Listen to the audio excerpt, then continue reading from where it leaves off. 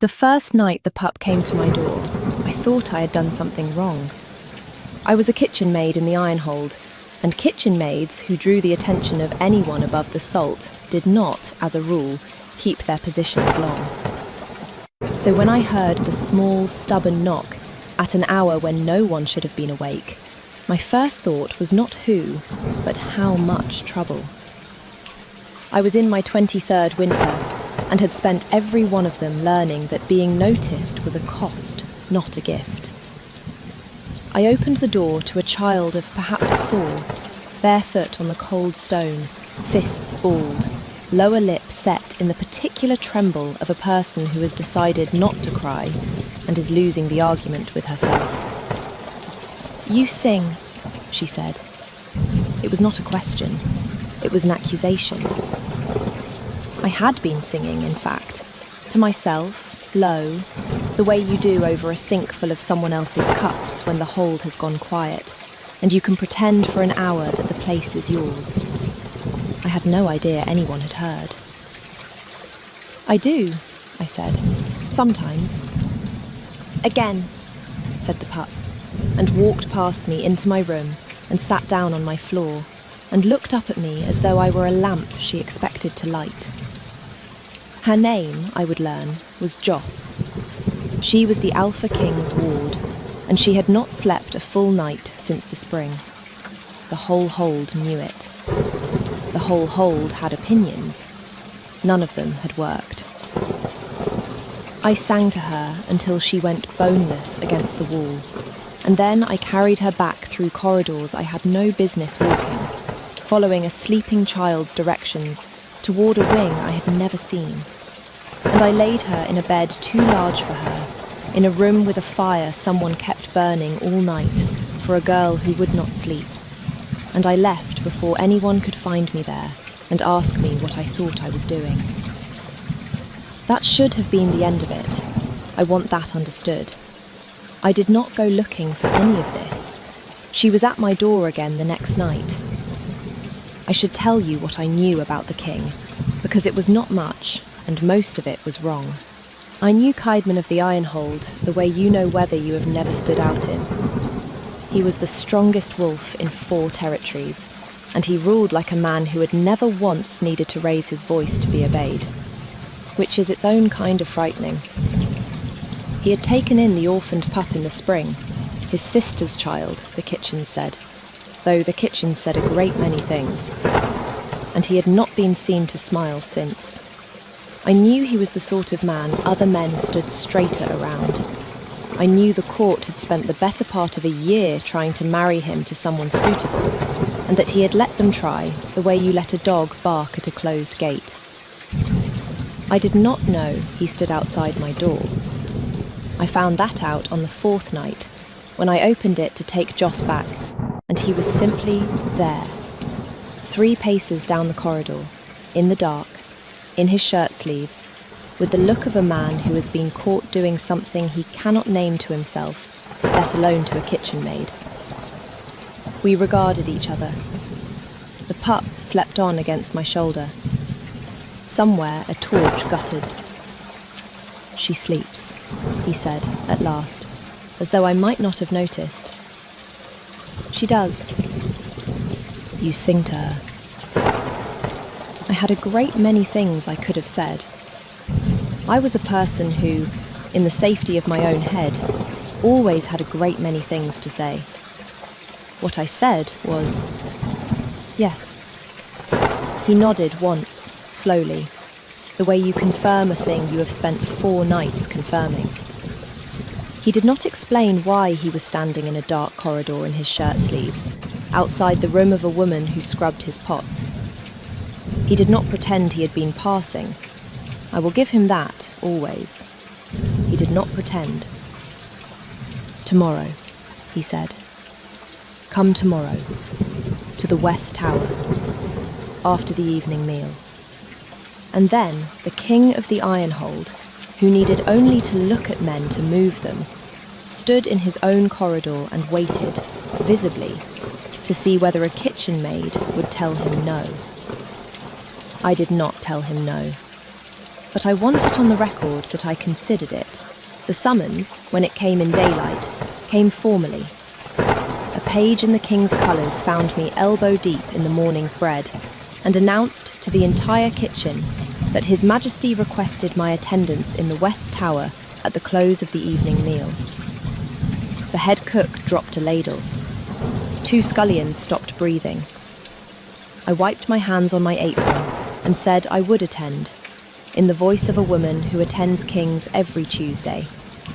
And then I went and stood in the larder for a moment, with my forehead against the cold shelf, and asked the salted fish what exactly I had gotten into. Here is the thing about being summoned by a man like Caedmon. You assume he has a plan. You assume the plan is bad for you. You walk into the room braced. What I found when I climbed the West Tower that evening was a man who had clearly spent the entire day preparing and had prepared the wrong things. There was a table. On the table, there was wine I did not drink, and bread I had very likely baked. There was a chair set out for me at a careful, respectable distance from his own. There was, I realised slowly, a list. He had a list. It was on a scrap of parchment by his hand, and he kept not quite looking at it. And once, when a silence had gone on too long, I watched the King of the Ironhold glance down at his own notes for what to say to me, and then visibly decide against whatever item came next. "You are comfortable?" he said. It was the 3rd thing on the list. I would have bet the morning's bread on it. "I am standing in a tower I have never been allowed into, being interviewed by the most powerful man in the territory about a child's sleep." I let that sit. "I am a great many things." His jaw moved once before he found the words. "Sit, then, if you would." I sat. He looked relieved, as though the list had been validated. What he wanted, it took me most of the evening to extract it, because he approached it the way a general approaches a fortified position, from 3 sides and with reserves, was for me to sing the pup to sleep every night. Officially. With a title and quarters near the nursery, and a wage that made me set the wine down. He had thought about it. He had thought about it a great deal. He had thought about everything except how to simply ask. "You are offering me a position." I set the wine down. "I am offering you a position," he agreed, with the relief of a man who has finally been understood. He was not offering me a position. I knew that the way you know weather. But he did not know it yet. And I was not yet cruel enough, or brave enough, to be the one to tell him. So I said yes to the position. And I did not say yes to the thing underneath it. And he walked me to the tower stair himself, and stopped a careful 3 paces back, and said goodnight, as though the words cost him something to keep that short. If you have stayed with me this far, stay a little longer, because the part I still cannot fully explain is what I found in the nursery, and what it told me about the man who could not finish a sentence. If these stories are the kind you like, the moon and iron at the corner of your screen is where I keep the rest. Now, back to it. I moved my few things to a room near the nursery, and I learned the shape of the king's odd, careful courtship, which he did not know was a courtship, and which I did not have the heart to name. It went like this. He left things.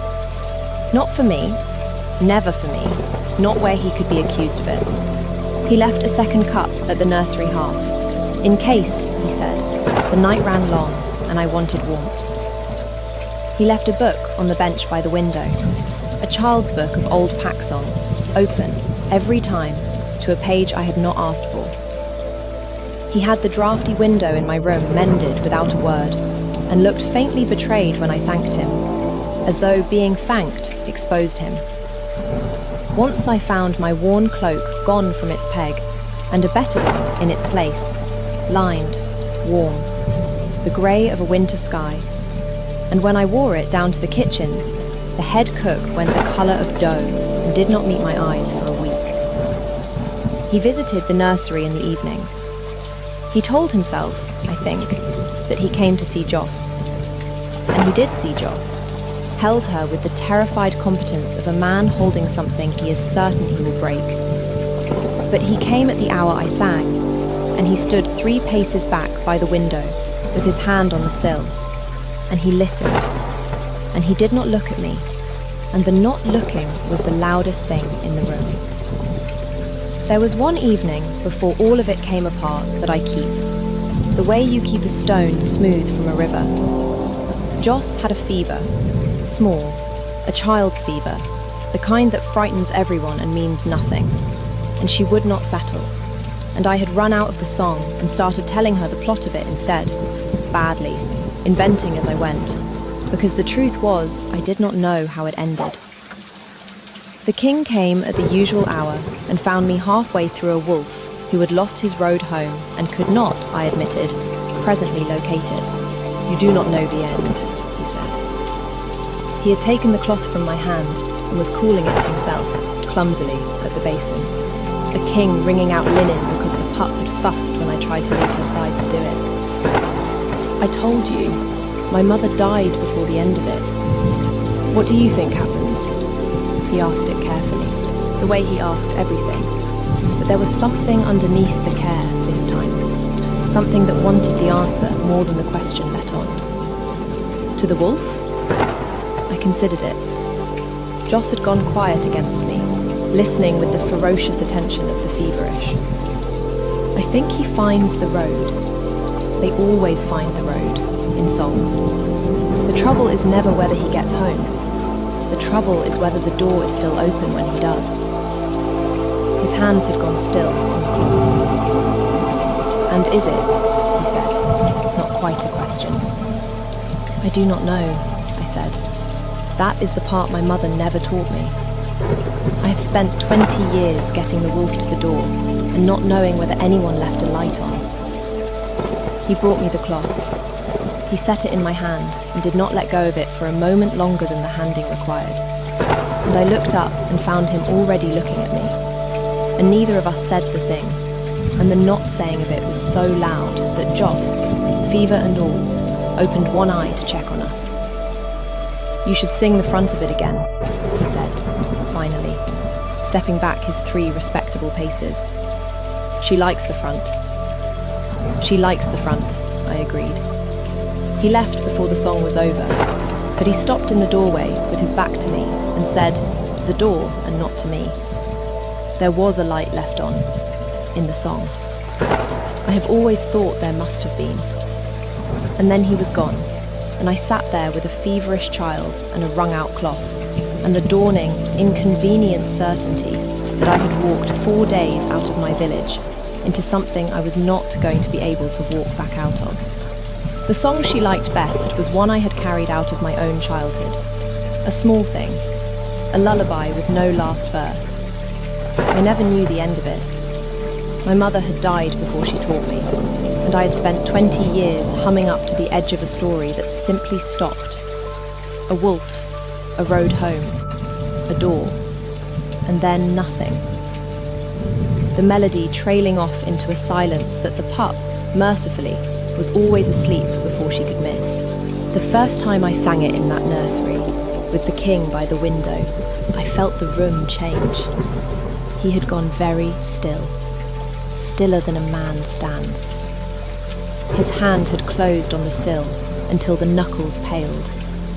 And when the song trailed off into its missing end, he made a sound, barely a sound, an exhalation with the shape of a word in it, and left the room without a good night, and I stood there holding a sleeping child and the distinct sense that I had stepped on something buried.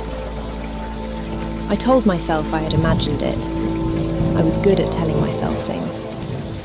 But the second night he did not come, and the third night he did not come, and on the 4th night the door opened during the lullaby, and he stood in it, not entering, and listened to the whole of it, the trailing off and all, with his eyes fixed on the middle distance, like a man reading something written in the dark. When it ended, he said, in a voice I had not heard him use, "Where did you learn that song?" "My mother," I said. "She died before she taught me the end of it." He looked at me then, fully, for what I realised was the first time the king of the Iron Hold looking at a kitchen maid as though she had walked out of a story he had stopped letting himself tell. "It has an end," he said, and left. I found out what he meant a week later, and I found it out by accident, which is the only way I find out anything that matters. I had taken Joss down to the old West Wing to walk her sleepy after a bad evening, and we passed a door I had always assumed led to storerooms, and it was open, and inside there was a small stone room with a single chair and a window facing the moon road, and on the wall, painted in a hand that had loved doing it, was a wolf and a road and a door. The door standing open, light spilling out of it, and beneath, in faded letters, the last verse of my mother's song. It was a memorial.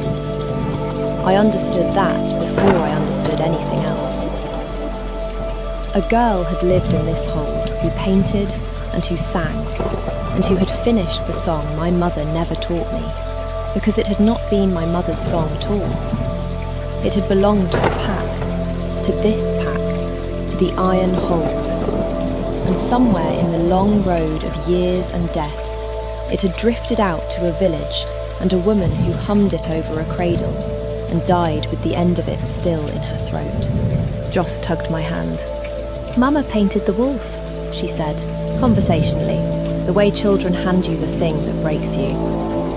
His sister, the pup's mother, dead in the spring. The song was hers. The pup would not sleep because the only person who had ever sung her the whole of it was gone. And I, a stranger from a village, had walked into the hold humming the front half of her own mother's lullaby, the half that survived, and the child had followed it like a road home. I read the last verse off the wall. I read it 3 times until I had it. And I understood, finally and all at once, why a king who could move men with a glance stood 3 paces back in a nursery with his hand white on a windowsill and could not finish a single sentence he started. He had not been able to come into this room since the spring. He had not been able to say her name. He had been carrying a grief with no last verse, humming up to the edge of it and stopping for a year. And then a maid had wandered in, singing the front half of the only thing left of his sister, to the only thing left of his sister. And he had not known how to ask her to stay without explaining why. And explaining why meant walking into this room, and he could not walk into this room. So he had left cups, and books, and a cloak the grey of a winter sky. I am not, as a rule, undone by men. I want that understood too. But I sat down in the single chair in that small cold room with the pup in my lap, and I was undone for a little while. Quietly, the way you are when you finally see the size of the thing someone has been carrying past you in the dark. I would like to tell you the next thing that happened was tender. The next thing that happened was Lady Verna. She had expected to be chosen. Everyone had expected her to be chosen. A noble daughter of the proper rank who had spent a year being suitable at the king in the patient, predatory way of a woman who has been told since girlhood that a crown is owed her. And now there was a kitchen maid in quarters near the nursery wearing a lined cloak, and the court had begun to notice where the king stood in the evenings. She came to me first in the corridor, sweetly, the way snakes are sweet. She offered in front of 2 ladies and a footman to take over the pup's care herself. She had such a way with children, she said, and surely I had pots to return to. When I declined, politely, she let the sweetness drop just for me, just for a breath, and told me that maids who climbed where they were not wanted tended to fall from a great height. and that she would so hate to see it. That was the first time she acted. I marked it the way you mark weather coming. The second time, she did not bother with me. She went to the council. She had found, or made, a story, that the king was bewitched, that the maid had ensorcelled the pup to knead her, that no natural child fixed on a kitchen servant so, that there was unsanctioned magic in the nursery, and a king too grief-blind to see it. It was a good story. It was the kind of story that does not need to be true to cost a woman her place, or worse, in a hold where unsanctioned magic was a hanging matter. She brought it to the council with witnesses, and a tremble in her voice, and a demand that the maid be removed and examined. I learned this the way I learn everything that matters. Too late to prepare, soon enough to walk into it. A page came white-faced to the nursery to say I was summoned to the Great Hall, and that the king had not yet been told what waited there, because Lady Verna had timed it for the one evening he was away, settling a border dispute, and would return to find it already done. I had a choice. I want this remembered, because the master of this hold had once stood in a corridor and waited to learn whether I would tell him no, and I had learned something from how that felt. I could have run. A kitchen maid accused of witchcraft, with the king a day's ride away. Running was the same choice, and I have always rather prided myself on sanity. I went to the hall. The Great Hall of the Ironhold is built to make you small.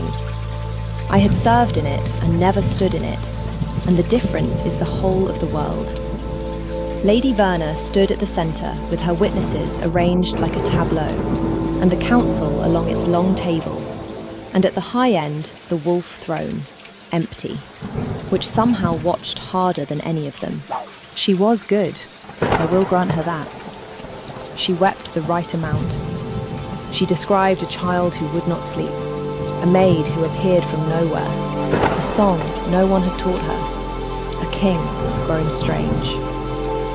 She had clearly never once imagined I would be standing there to answer, and so she had not prepared for an answer, and that, I have learned, is the single weakness of people who win by ambush. They cannot fight in daylight. The maid herself, said the eldest councillor, not unkindly, may speak. So I spoke. I did not weep. I did not beg. I told them where I learned the song. From my mother, in a village 4 days' ride from any hold. A woman who had died humming the front half of it because she had never been taught the end. I told them I had not known whose song it was. I told them that if they wished to call it witchcraft, that a grieving child slept to her own dead mother's lullaby, they were welcome to, but that they should know whose lullaby it was before they hanged a kitchen maid for singing it. The hall went very quiet. The painting in the west room, I said, into that quiet. The wolf, the road, the open door. The last verse beneath it, in a hand that is not mine and not the king's. Ask whose hand it is. Ask who could not enter that room since the spring. Then ask yourselves whether the witchcraft in this hall came from the nursery, or from the woman who timed her accusation for the one night the king could not be here to recognise his own sister's song. Lady Verna's face did a thing that faces do when a story they have built turns and looks back at them. That was when the hall doors opened. He had ridden through the night. I would learn that later. That a rider had reached him at the border with word of what was being done in his hall, and that he had ridden a horse near to foundering to be there, and arrived too travel-worn for ceremony, mud to the knee, and walked into his own great hall in the middle of my saying his sister's name. He stopped just inside the door. He had heard the last of it. I watched him hear it. And then the king of the Ironhold did 3 things, in front of his full council and a noblewoman who had expected to be his queen, that he could not take back.